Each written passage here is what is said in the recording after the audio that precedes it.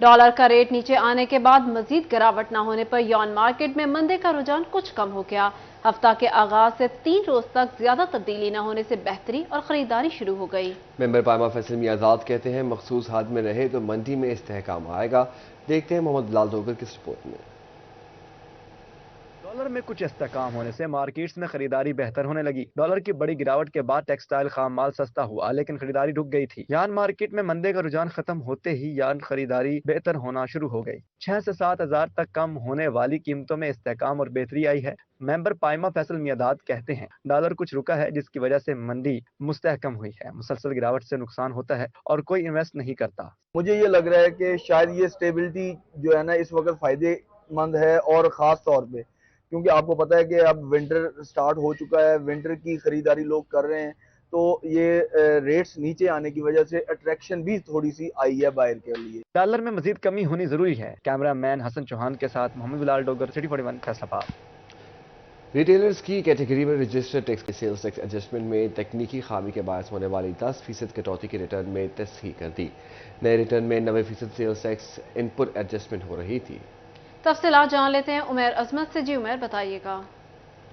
जी, retailers की category में registered tax गुजारों के लिए अच्छी खबर है कि एफपीआर ने सेल्स टैक्स रिटर्न में जो आने वाली खामी थी उसको दूर कर दिया था। इस हवाले से जो रिटेलर थे उनको इस परेशानी का सामना करना पड़ रहा था कि जब वो अपनी सेल्स टैक्स रिटर्न के अंदर अपना एडजस्टमेंट जो थी उसको क्लेम करते थे तो उसमें से 90% एडजस्टमेंट जो थी वो उनको मिल पाती थी, जबकि 10% जो थी वो तकनीकी खामी के बायस उसमें कटौती हो जाती थी। यूँ उनके जो रिफंड्स की सूरत में एडजस्टमेंट थी वो सिर्फ टैक्स गुजारों को 90% मिल पाती थी और 10% बगैर किसी वजह से उनकी कटौती हो जाती थी, जिससे टैक्स गुजारों को परेशानी का सामना करना पड़ रहा था और उनकी जानिब से एफपीआर हेडक्वार्टर को शिकायत करके आगाह किया गया। एफपीआर हुकाम के मुताबिक उस तकनीकी खामी को दूर कर दिया गया है और अब टैक्स गुजार जितनी भी एडजस्टमेंट क्लेम करेंगे तो उसका 100% एडजस्टमेंट जो है वो कानून के मुताबिक। उमेर अजमत अपडेट कर रहे थे, बहुत शुक्रिया।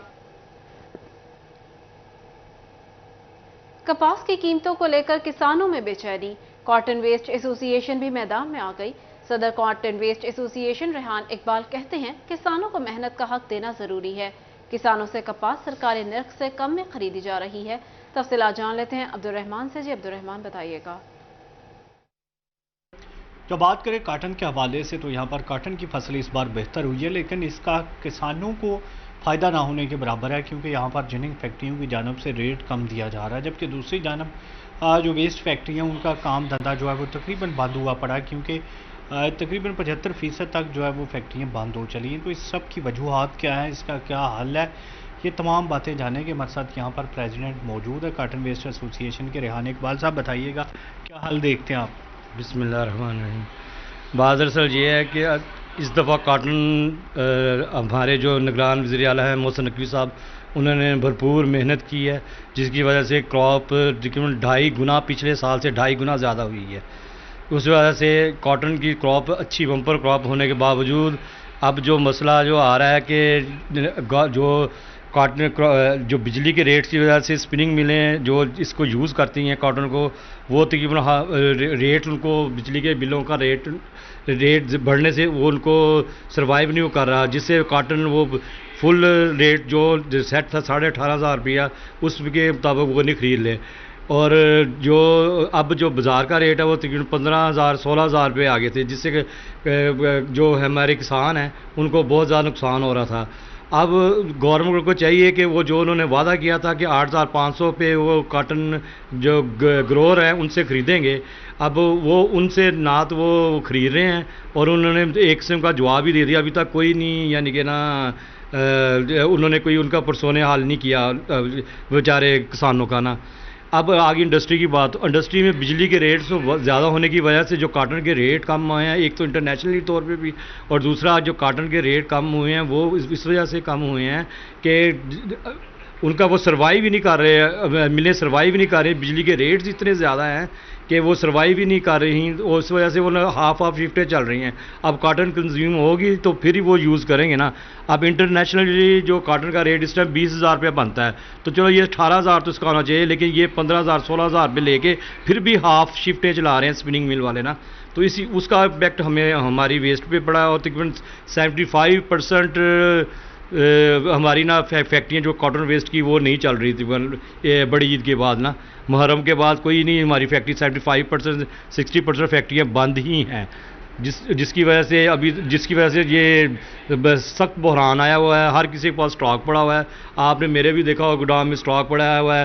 पॉलिस्टर के रेट यकदम ही 20 रुपये 30 रुपये 2-3 हफ्तों में 35-36 रुपये कम हुआ है और 10 रुपये अभी भी कम हो रहा है। डॉलर आस्ता आस्ता नीचे आ रहा है हर तरफ से, यानी कि इस टाइम जो काश्तकार भी फंसा हुआ है तो इंडस्ट्रियल भी फंसा हुआ है। गवर्नमेंट बिल्कुल ही नहीं साथ दे रही है। अगर बिजली के रेट वो कम कर दें तो इंडस्ट्री को फ़ायदा हो जाएगा, और अगर 8,500 के हिसाब से भुट्टी उठा ले वहाँ से किसानों से, तो फिर किसानों को फ़ायदा हो जाएगा। ना वो रेट कम कर रही है जिससे इंडस्ट्री चले, और ना वो क्या उसे कहते हैं अपना कॉटन जो ग्रोअर है उनसे अपना कपास उठा रही है, जो उन्होंने रेट फिक्स किया था गवर्नमेंट ने ना 8,500 पे। आप अगली दफ़ा आप देखिए जो बेचारे बेचेंगे वो बेचारे लगाएंगे, जो किसान वगैरह वो लगाएंगे।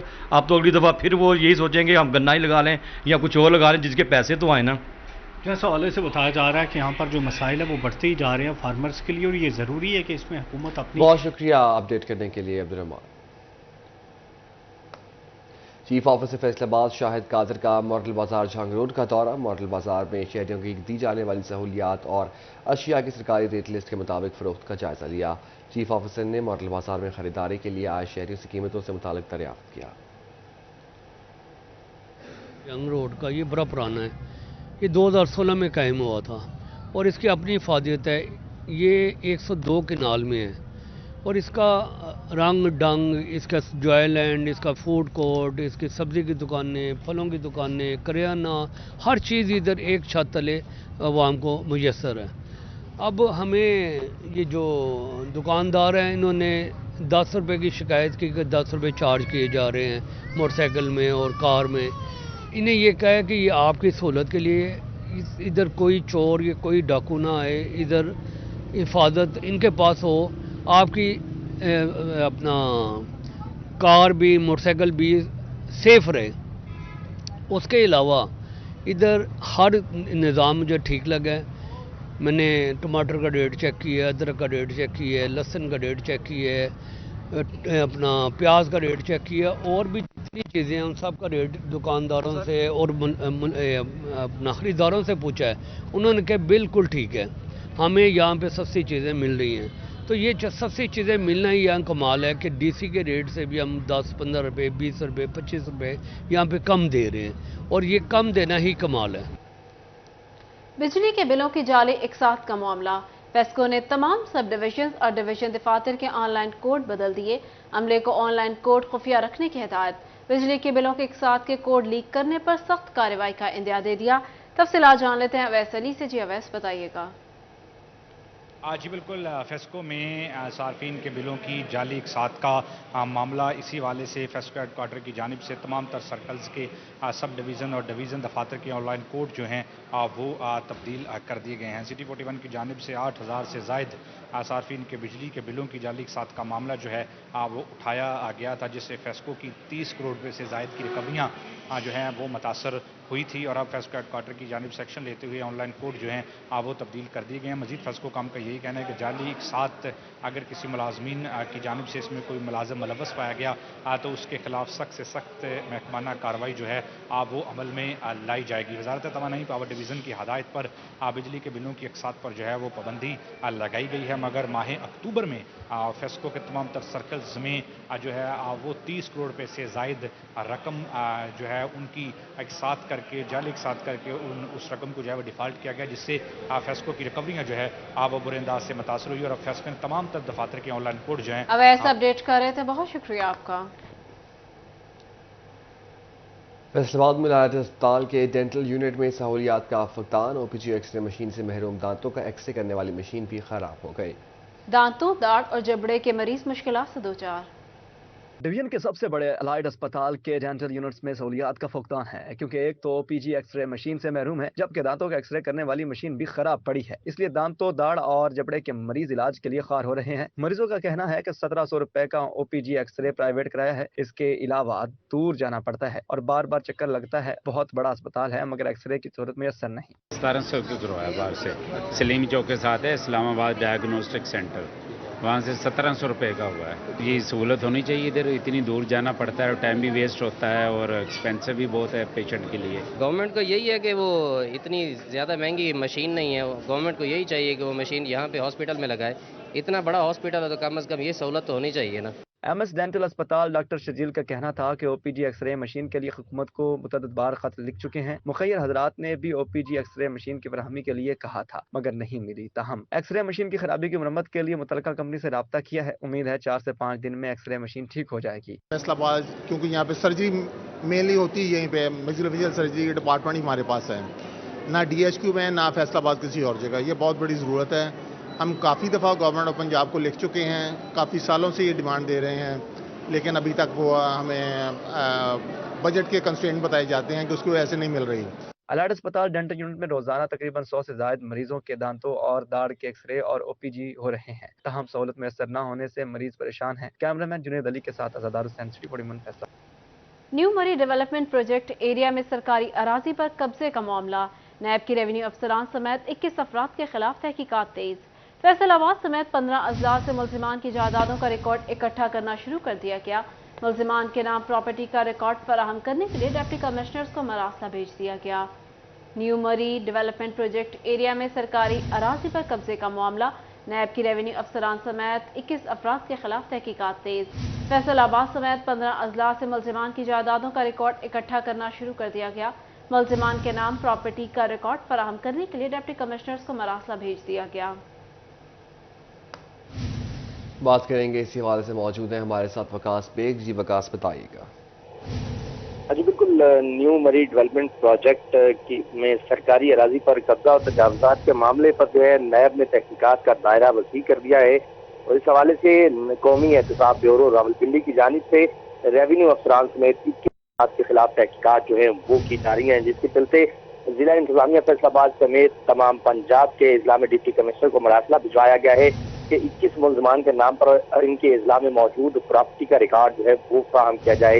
इस हवाले से बता दें मुल्जिमान के खिलाफ न्यू मरी डेवलपमेंट प्रोजेक्ट एरिया में सरकारी अराजी के नाजायज इस्तेमाल का इल्जाम है, जिस पर तहकीकात जो है वो नैब रावलपिंडी में जारी है। जिस हवाले से तहकीकाती लेटर जो है वो भिजवाया गया है डिप्टी कमिश्नर फैसलाबाद को भी कि फैसलाबाद में इन 21 मुल्जिमान में से अगर किसी के नाम पर कोई मनकूला या गैर मनकूला जायदाद मौजूद है तो उसकी तफसीलात जो है वो नैब को फराहम की जाए।